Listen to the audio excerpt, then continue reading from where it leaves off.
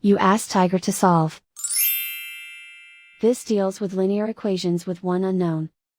The final result is a equals 3/4. Let's solve it step by step. Group all a terms on the left side of the equation. Subtract 2a from both sides. Group like terms. Simplify the arithmetic. Group like terms. Simplify the arithmetic. Group all constants on the right side of the equation. Add 10 to both sides. Simplify the arithmetic.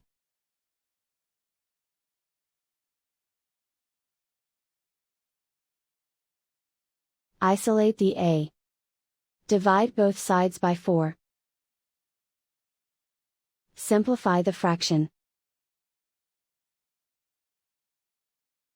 And so the final result is a equals 3/4.